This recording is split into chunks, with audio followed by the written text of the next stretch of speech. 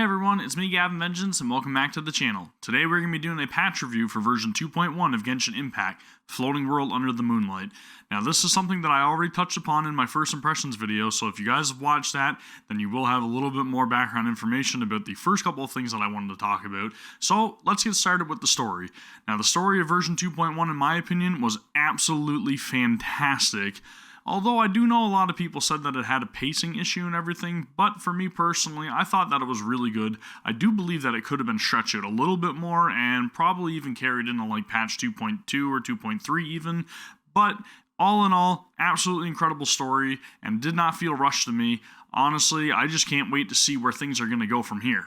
And as per usual, we got a couple of character story quests, this time around focusing on the Raiden Shogun, in which we help her get accustomed with the world of today and using things like a camera, as well as also dealing with a couple of matters involving the Tenryou Commission, and Sangonomiya Kokomi, in which we kind of help her investigate a few rumors going around about some collusion with the Fatui, and we also just try to help her alleviate some of her tasks because she really works herself to the bone, very similar to Jean. Now, these two characters were the character banners available during patch 2.1, first of which being Raiden Shogun, which I know a lot of people were really impartial to just because they felt that she couldn't be used as the main DPS. Now, as I've stated, I feel she's a very, very great burst DPS, and her energy recharge is a very great complement to the party. Now, Sangonomiya Kokomi, on the other hand, I know a lot of people were very divisive about her, but she was very useful this time around involving the Spiral Abyss, and I think she's going to be very useful from this time going on. Now, if you guys did decide to wish on the banners, I hope you guys had the best of luck and you were able to get the characters you were wishing for. So, with that being said, let's move on to the next topic, which are the addition of the two brand new explorable areas, Watatsumi Island and Saira Island. Now, I found that these areas were absolutely brimming with content, loads of new treasures to uncover, and lots of puzzles to solve, super fun, all kinds of different new environmental effects going on here, and really beautiful sights to take in. Really impressed with these two brand new areas, and it's got me excited to see what else is to come, because I got a feeling we're probably going to get one more explorable island within the time frame of 2.0. So, that being said, all in all, awesome content. Now, moving on to the next thing I want to talk about, the fishing system. Now, I really love fishing systems in RPGs. I don't know if everybody feels the same as me, because I did see a couple of complaints online, but I really enjoyed it. The only thing that kind of got on my nerves a little bit was just the amount of fish that we required to get some of the rewards, and how long it took to get it, because the fishing holes only respawn the fish, I think every like 3 days, possibly 2 days, somewhere around that time frame. It's a really long wait. However, you can get around that by going into your friends' worlds, which is really cool. But all in all, really awesome. I got every single fishing rod, plus I got the catch, and I got it to rank 5. So I think I'm done with fishing for right now, but I may work towards that 2,000 fish achievement in the future. Now, a little bit of a spoiler warning here, I will be talking about the brand new weekly boss. And this is something that I didn't really talk about a whole lot in the first impressions, but I will dive into my overall thoughts on the brand new boss right now. So, you have been warned. Brand new weekly boss, Senora. Absolutely awesome fight. I am very happy with this addition. I will say that it was really interesting learning the new mechanics and everything to this fight, and I'm very happy with the way they handled the difficulty. Now, the difficulty to me is very similar to like the Tartaglia fight, as well as also the Asia High. I do find that it's very well balanced, and it is very nice to do every single week. I really look forward to this one, because I find that this is probably my brand new favorite weekly boss.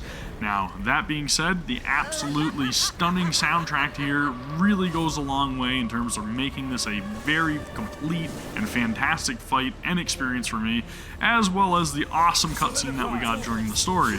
So, I know a lot of people may be a little bit salty about this because they think that they're probably not going to end up getting a Senora banner in the future, but I'm going to hold on to the hope that we will. So, hopefully, we will get to play as this character, because I absolutely love her. And if you guys think that we will get this banner, let me know in the comments below. Now, moving on to the next thing I want to talk about, the events. Now, the first event that we did get was called Hayakin and Iki. Now, this was a very interesting twist on previous events that we did get, in which we take down wave after wave of enemies. However, this time around, we were given 6 separate teams that we had to configure with 2 characters per team. Now, each of these teams could also be slotted with 2 additional arts, which made the battles a little bit easier, and you were tasked with swapping out your teams during the battles in order to accrue the maximum score that you could possibly achieve.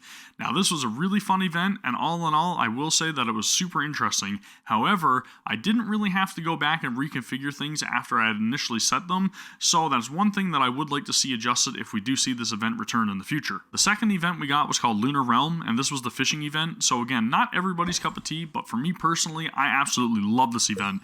Now, you were tasked with pretty much going around and trying to get as many fish as possible within a certain fishing hole, or a specific type of fish within a set time limit. Now, this, again, I had a lot of fun with because I was really trying to, maximize how many fish I could possibly get, and it kind of tested your skills in terms of, casting your line in the proximity of the fish. And, again, really, really interesting story here, trying to learn a little bit more about the Lunar Leviathan. Now, I was expecting to see this gigantic sea monster or something in the end quest, but it turns out it was just a couple of regular fish that kind of glowed in the moonlight, so really did not deliver on anything for me. But I am very happy that I ended up getting a brand new fishing pole and everything out of this, so all in all, good event. We also saw the return of an expedition-style event, which is called Spectral Secrets, which you just send out a team of characters on an expedition. You could also borrow one friend character as well to help out with that, and whenever they return after the allotted time, you ended up getting various different rewards, as well as Primo Gems.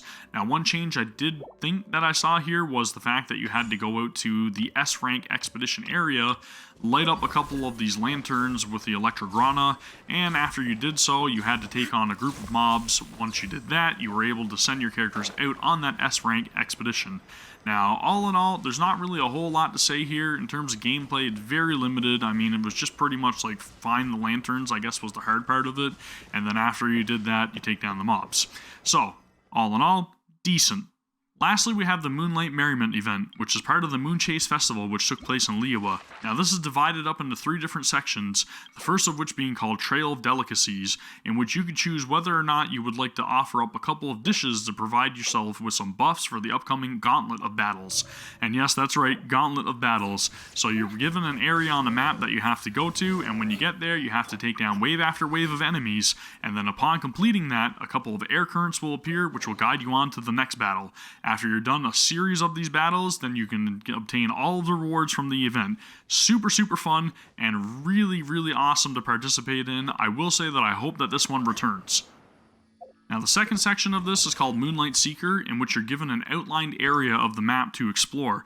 This area of the map has tons of treasures as well as seals for you to collect in order to try to get as much completion rating as you can for the exploration of this area. Now, I am a glutton for punishment, so I made sure that I got 100% in each of these areas, and let me tell you, it can be quite time-consuming to track down the last couple of treasures or seals, and there's very little information provided for you unless you want to utilize the clues, which you have to go back to Liyue in order to make sure that you talk to a certain NPC in order to get those.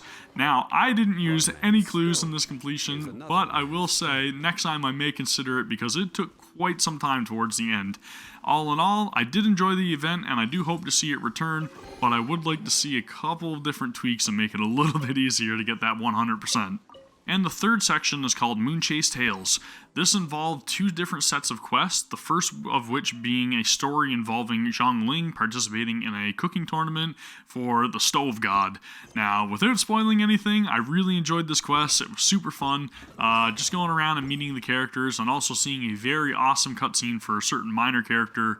Really, really, really welcome. I loved it. And then the second part of this was also something else that was a little bit frantic to me, and that was helping Cloud Retainer with her, I think it's called the Supreme Cuisine Machine or something like that.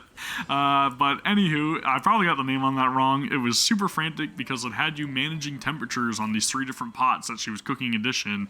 Now, before you got to that point, you had to follow these scent trails in order to track down ingredients that she was going to be using in the recipes. But if you were successful in managing the temperatures and completing the event, while all the while fending off a couple of slimes that were trying to adjust the temperatures, then you were rewarded with a couple of recipes, and that is super welcome. Again, super fun event. I don't know if I'd really like to see it return because of how much my heart was pounding trying to manage this, but all in all, I will say it was super fun. And that's going to do it for the patch 2.1 review. So thank you guys very much for watching as always. If you guys do have any additional comments to leave, please leave them down in the comments below. I will be reading each and every single one of them. Don't forget to give the video a thumbs up if you enjoyed it, and also please subscribe to the channel if you aren't already.